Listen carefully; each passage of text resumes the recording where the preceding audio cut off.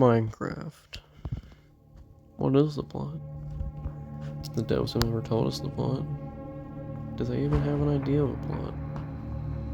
It has a basic plot played out through the game, but is there a deeper, maybe more sinister plot hiding deep within the game files? In this episode of Retro Adventure Studio, Minecraft Secret Plot Theories, Part 1, A Bustling Civilization. To begin our investigation, let's look at some evidence behind some structures in the game. Starting off with one of the most famous structures within the game, the Desert Pyramid. Right off, you'll notice how intricate the structure is. If you're a survival enthusiast, you'll remember that it is a very easily defendable structure compared to other simple houses, with multiple doorways to get out of in case of emergency and to shoot foes out of. But if you're a loot collector and also survival enthusiast, you will be more interested in what's below. Below, there is a 50-foot drop down to a pressure plate with exactly 9 blocks of TNT below it. Surrounding this pressure plate are 4 chests, each with significant amounts of loot. Some of the items include items that are uncraftable and require a lot of exploring to be able to get. What is the question? Who built these? One creature that comes to mind is the Enderman. The Enderman can place and remove blocks, but there are 3 big problems that seal up this guess. One being the Enderman cannot place or remove TNT, pressure plates, or chests, let alone manipulate items. One being that can manipulate items is the villagers, so why not them? Well, they can't repair their houses when a creeper destroys them, let alone build this unique structure that you have to be in the game for days and days to actually be able to build, and let alone until you are very advanced. It does not even make sense. So again, who built these? It is likely an extinct species of builders that have been extinct in the game for a long time. These builders were most likely very player-like and built these structures, and obviously had a very bustling civilization. What were the desert temples used for? Most likely a meeting place, or some sort of town hall, as they are mostly surrounded by villages. Another question is, did the builders live in these villages? Well, the answer is most likely yes and no. Because they could have built their own houses very easily, and they were most likely a very traveling society. They were most likely on the run most of the times, searching for loot. Where would the villages come from then? It's most likely that they built them for the villagers. Raises another question, are the villagers related to the master builders, as they might be called, and as I'm going to call them for this video? Well, it's very possible. The villagers could be a lower class of peoples related to the master builders. They're more focused on being merchants than builders. This is another question. If these builders have been extinct for so long, how do the villagers still have any items? They trade items like they're going out of style, and they never seem to run out. The weaponsmith even has iron, which has to be mined for him. Where did he get it? My answer is the villagers are not letting on to us as much as they can do. If you are very much a villager player, you will realize that the villagers don't have mines or anything like that. So how do they get all this? I think they get it from the Wandering Trader. The Wandering Trader is sort of a looter that goes around and gets these things from certain societies, bringing them back to the villages for resale. Another structure to talk about is the Desert Temple's Ocean Monuments. They were both very intricate structures with loot and seemed to be abandoned for many years. I'm not going into great detail with these since they are fairly similar to structures already mentioned. But that poses the exact same question we've been trying to answer. Who were the master builders, and why did they disappear? Well, that is the point that brings us to part 2. Part 2. A struggle.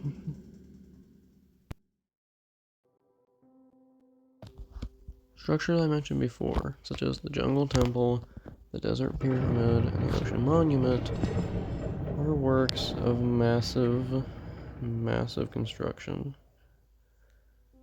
And they sort of mark a period in the society of the ancient builders.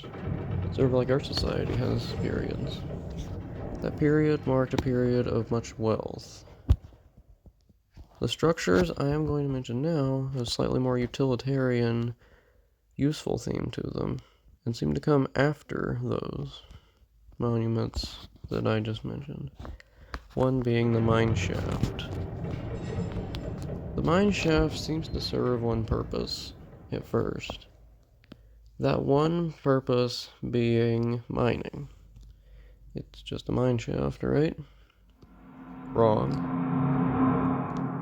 There are many exposed ores in the mine shaft, even some such as diamonds, which unless you are in a real hurry, almost unrealistically hurrying in Minecraft, you would not pass them up. Why would they have been passed up if this mine shaft was purposed for mining? Well, maybe that wasn't their purpose. Maybe it was travel. Maybe it was escape. What do I mean by that? I'll show you. The mine shafts lead to caves and often out into the open after going on for some time underground. What do I mean by escape? Well, I will get to that in a minute. First, let's review the timeline so far.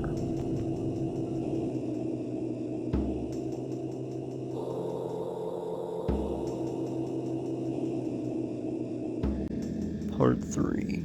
In Extinction. What did I mean by escape? I meant they were running. They were running from something that threatened their society as a whole. They had ran to underground to get away from whatever this was in a desperate effort to survive. Their society went from one of leisure and a creative building to one of survival. Survival of the fittest. Survival that drove them underground. But who was chasing them? What was their motive? The Enderman is one option. They're very powerful, very good in fighting, and can place and delete blocks. Almost like someone was trying to clone the ancient builders. Who could that be?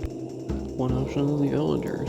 The Illagers are experienced in magic, and they could probably clone the ancient builders if they wanted to. The question is, did they? Villagers can carry out very precise attacks on villages, and they could have posed a threat to the ancient builders. Were they the reason why they were trying to survive underground? Were they and the Endermen chasing them? Now I know what you're thinking. The Endermen are from the end, and the pillagers are from the overworld. How are they even related? Well, that's the question. Did the pillagers create the Ender Dragon too? The Ender Dragon couldn't have really made the Enderman, but the pillagers and illagers could have, since they have machinery to do it, and definitely the incentive. All the treasure that the ancient builders left behind. And here's another question. If the villagers made the Ender Dragon, and the Ender Dragon is one of the main bosses in the game, does that mean that the pillagers are really the main boss? Does that mean that when you save, quit, and then delete your world, that you're basically it's like stopping a book series after book 1? If that's the case, then you really need to focus on defeating the pillagers.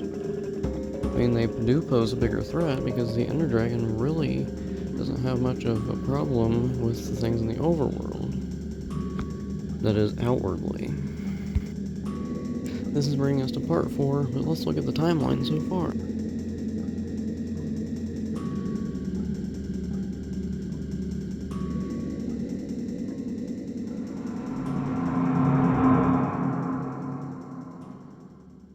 As I said before, the villagers are probably a race of ancient builders that got kind of lazy and decided to just start buying and selling things.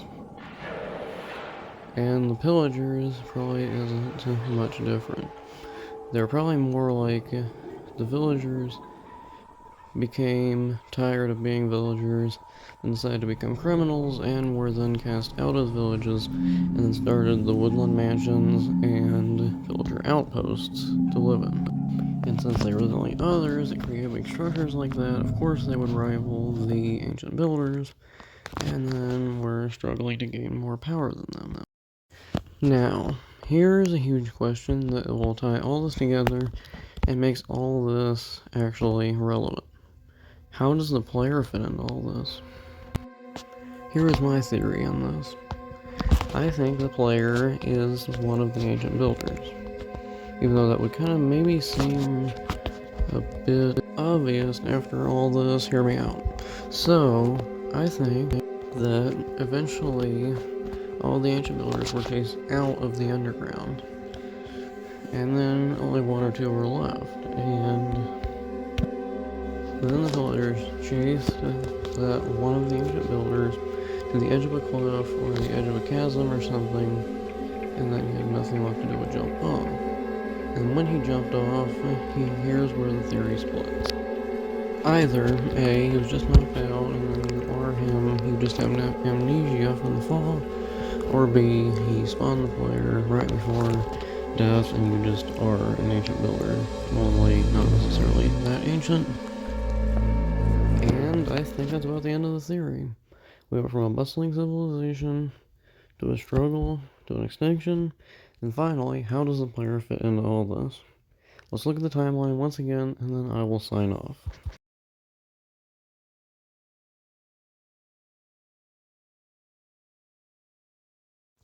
Thank you for joining me in this walkthrough gaming history. Please like and subscribe, and thank you for watching. Goodbye.